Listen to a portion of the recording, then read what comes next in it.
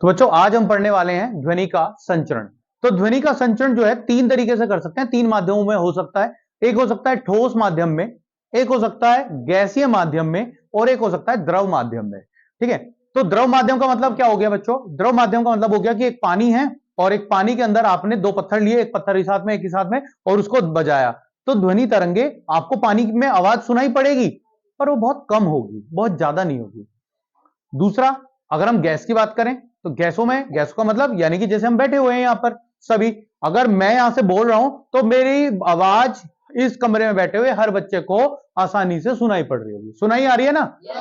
तो ये किस वजह से हो रहा है? ये ध्वनि तरंगों की वजह से हो रहा है, क्योंकि ध्वनि तरंगे मेरे मुंह से निकल के आपके कानों तक आसानी से पहुंच रही हैं, और यहां पर बहुत सारी गैसेस भी हैं, है ना भाई? हमारे जो वायुमंडल है, वायुमंडल में बहुत सारी गैसेस होती हैं, उन गैसों के माध्यम से आपके कानों तक पहुंच रही हैं। अगर यहां सारी की सारी गैसेस निकाल दी जाएं तो आपको मेरी आवाज नहीं आएगी, मैं बोलूंगा पर आप सुन नहीं पाएंगे। पता है आपको? यानी कि यहां पर क्या हो जाएगा? निर्वात उत्पन्न हो जाएगा। और जब निर्वात उत्पन्न हो जाता है, जहां पर निर्वात वह स्थान होता है जहां पर कोई भी किसी भी तरीके की जो है गैसेस नहीं होती हैं, कोई भी वायुमंडलीय नहीं होता है, ऐसे स्थान को निर्वात कहते हैं। ठीक है, अगर यहां निर्वात हो गया तो निर्वात होने से क्या होगा? आपको मेरी आवाज सुनाई नहीं पड़ेगी। और तीसरा संचरण जो होता है वो होता है ठोसों के द्वारा। ठोस के द्वारा संचरण जो है आप बहुत आसानी से चेक कर सकते हैं। जैसे बच्चे आप यहां पर कान लगाओ अपना एक, और इन्होंने यहां पर अपना कान लगाया और मैं यहां से बिल्कुल बहुत आराम से एक जेंटल पुश यहां पर कर रहा हूं। आवाज आ रही है? बहुत तेज आवाज आ रही है, मंदी आ रही है? बहुत ज्यादा आवाज आ रही है। अगर हम किसी बेंच पे, बड़ी टेबल पे एक जगह एक बच्चे का कान लगाएं और दूसरी जगह हल्का हल्का सा हाथ से पुश भी करेंगे तो इतनी तेज आवाज आती है। यानी कि ध्वनि का जो संचरण है सबसे ज्यादा वो ठोस में होता है।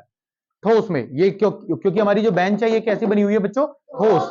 इसी तरीके से अगर 5 से 7 किलोमीटर 8 किलोमीटर पे भी कोई रेलवे स्टेशन है और एक ट्रेन आ रही है, 5 से 7 किलोमीटर 8 किलोमीटर दूर से आ रही है वो ट्रेन, तो अगर आप 8 किलोमीटर पहले खड़े होके जो रेलवे की लाइंस होती हैं, रेल की पटरी होती हैं, अगर आप रेल की पटरी पे खड़े होके और उसको सुनोगे कान लगा के तो आपको पता चल जाएगा कि ट्रेन आ रही है, ट्रेन की आवाज आपको पता चल जाएगी। यानी कि ठोसों में जो होती है संचरण जो होता है ध्वनि का सबसे तेज होता है। इसी के लिए हमने एक यंत्र बनाया है। एक है हमारे पास टॉय टेलीफोन, यानी कि खेलने वाला, बच्चों वाला खिलौना। इसे बनाने के लिए कुछ नहीं करना, आपको दो कप लेने हैं और इन दोनों कपों में क्या कर देना है, इस तरीके से एक सीख बांध के इसमें एक धागा इधर से और एक इधर से, और ये इस तरह काम करेगा।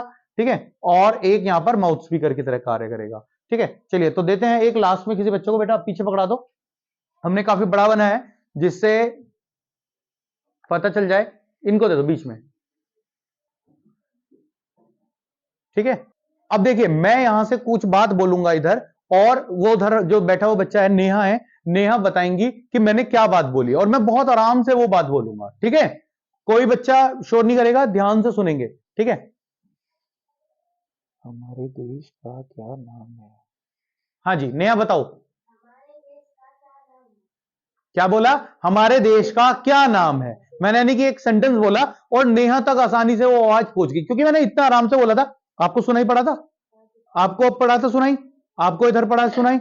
इधर किसी को नहीं। ठीक है, हो सकता है शायद आगे वाले बराबर वालों को सुनाई पड़ गया हो, क्योंकि इतनी तो आवाज निकलेगी, पर बीच वालों को नहीं पता चल रहा। अब ये जो ध्वनि थी इस धागे द्वारा, अगर मैं इस धागे को पकड़ लूं और यहां से बोलूं, अब बताना बेटा। एक बच्चा पकड़ो बीच में से, इसे टाइट से पकड़ लो। राज्य का क्या नाम है? आई नहीं, क्योंकि हमने ध्वनि को यहीं पर स्टॉप कर दिया, यहीं पर रोक दिया। इसलिए जो हमारी ध्वनि तरंगे थी वो यहां से एक जगह से दूसरी जगह तक जा ही नहीं पाई, क्योंकि हमने ध्वनि को क्या कर लिया, यहां तक, यहां पे रोक लिया। तो इस तरीके से आप टॉय टेलीफोन बना के बच्चे खेल सकते हैं और एक दूसरे से बातें कर सकते हैं बिना किसी को, यानी कि अगर आगे वाले बच्चे को अपनी बात पीछे तक पहुंचानी है तो आप इस टॉय टेलीफोन का इस्तेमाल कर सकते हैं, और वो बात इस धागे में से होती हुई आपके दोस्त के कानों तक आसानी से पहुंच जाएगी। तो यानी कि ध्वनि तरंगें जो होती हैं हमारे ठोसों में सबसे ज्यादा होती हैं। अच्छा एक चीज और, अभी ये देखो, अभी ये लूज है तो अब यहां पर ध्वनि तरंगें इसमें नहीं प्रवाहित होंगी, कब प्रवाहित होंगी ध्वनि तरंगे? जब ये ठोस बन जाएगा, जब ये सॉलिड हो जाएगा, जब इसके अंदर एक खिंचाव आ जाएगा, एक तरीके का खिंचाव उत्पन्न हो जाएगा। तो बात समझ में आई? तो ध्वनि तरंगों का संचरण आज हमने पढ़ा और हमने देखा कि इस एक छोटे से एक्सपेरिमेंट के माध्यम से कि ध्वनि तरंगे ठोस में जो है सबसे ज्यादा और सबसे तेजी से गति करती है। समझ में आए सारे बच्चों को?